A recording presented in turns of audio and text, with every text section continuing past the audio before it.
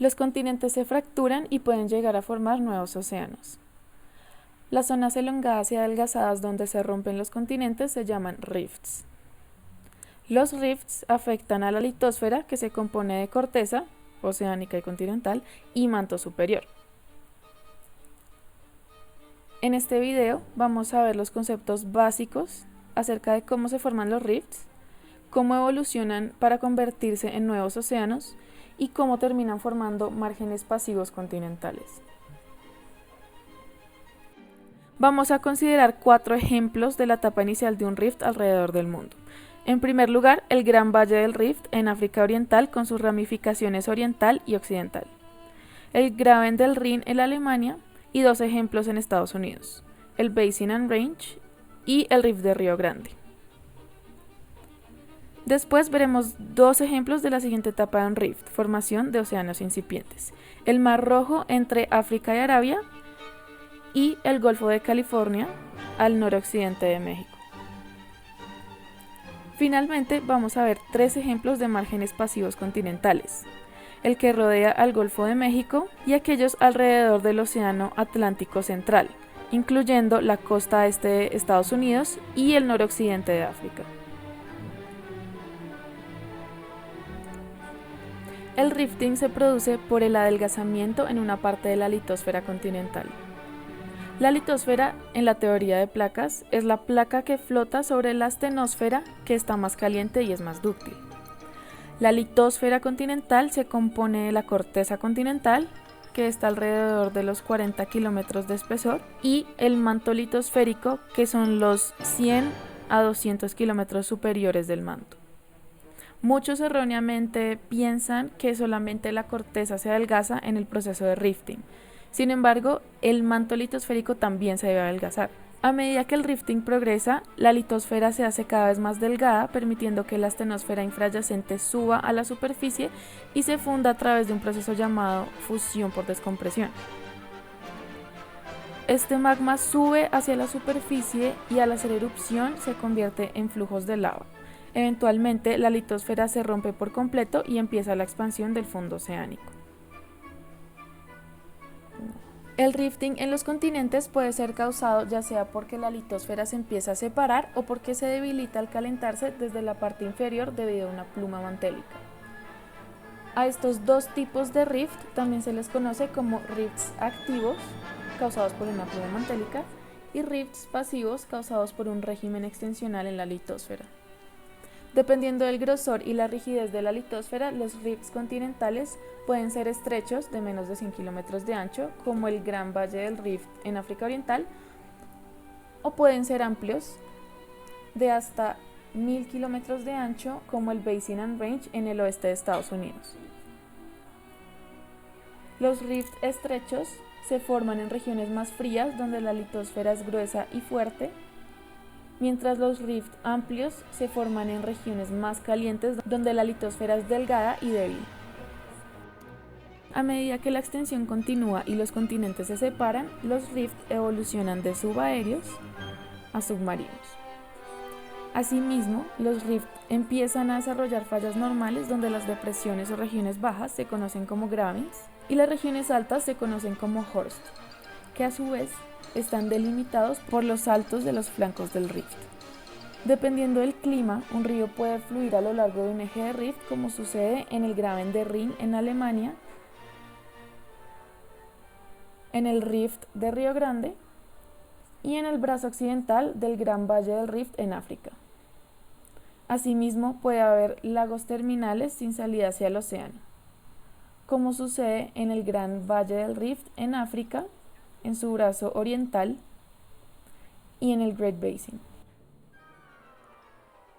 Las erupciones volcánicas ocurren en los estadios más jóvenes del rifting, por lo cual sedimentos terrígenos intercalados con flujos de lava son comunes en los sedimentos más viejos en una cuenca del rift. Buenos ejemplos de estos depósitos de estadios iniciales del rift se encuentran en Estados Unidos en las cuencas asimétricas del Graben de la serie sedimentaria de Newark. Estas cuencas del rift triásico se formaron hace cientos de millones de años antes de que la expansión del fondo oceánico que forma el océano Atlántico empezara, e incluye algunas rocas ígneas muy conocidas como el Sill de Pallasides, que se encuentra en un borde del río Hudson y la ciudad de Nueva York, y los basaltos de Watchung de Nueva York y Nueva Jersey. Asimismo, contiene depósitos de carbón y sedimentos lacustres. Algunos rift paran en este estadio temprano, pero otros continúan expandiéndose. A medida que la expansión continúa, la región expandida experimenta subsidencia y el mar inunda estas tierras bajas formando un océano incipiente. Inicialmente, el océano es estrecho y fácil de alimentar desde un océano más grande. Un buen ejemplo de este estadio es el Mar Rojo, donde la extensión ha estado ocurriendo durante 25 millones de años, y el Golfo de California, donde, debido a un rift, Baja California es separada de México. En algunos casos, estos océanos incipientes pueden ser inundados de agua proveniente del océano y después evaporados y separados del océano, provocando que se formen rocas evaporíticas como halita y yeso, como sucedió por ejemplo durante la apertura jurásica del Golfo de México y la apertura del Mioceno del Mar Rojo. A medida que el nuevo océano se hace más amplio por la expansión del fondo oceánico, el agua puede volver a circular libremente en este océano creciente, cubriendo las rocas previamente formadas. Una vez una vía al mar se establece, se depositan sedimentos marinos como caliza y shale. La secuencia de sedimentos terrestres intercalados con flujos de lava, cubiertos por depósitos evaporíticos, que a su vez están cubiertos por sedimentos marinos, es muy común en una cuenca de rift que evoluciona hasta formar un océano. El cambio de la sedimentación del rift que va evolucionando en el tiempo sucede paralelo al proceso de subsidencia de esta cuenca. La subsidencia temprana está controlada por fallamiento y gravens estrechos que se llenan de sedimentos y lava, mientras que la subsidencia posterior es causada por el enfriamiento y engrosamiento de la litosfera. Esta es la transición llamada en inglés rift to drift, que es cuando el continente pasa de estar en una fase temprana de rifting a separarse.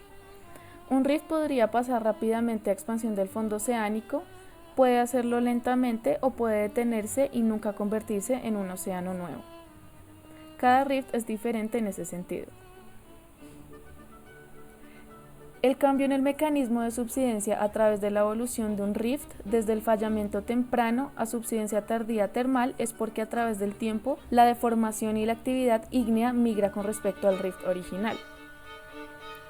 De hecho, esto no es tan exacto y puede variar, pues son las dos partes del rift que migran en sentidos contrarios desde donde sucede la expansión del fondo oceánico. Estas dos mitades del rift original pasan por subsidencia para convertirse en márgenes continentales pasivos, con una dorsal oceánica separándolas y creando nueva corteza oceánica continuamente. La expansión del fondo oceánico convierte a la placa original en dos nuevas placas. Una vez comienza la expansión del fondo oceánico, las dos mitades del rift original pasan por subsidencia para convertirse en márgenes pasivos continentales. Los dos márgenes pasivos complementarios se convierten en la parte interior de las dos nuevas placas y se separan cada vez más a medida que pasa el tiempo.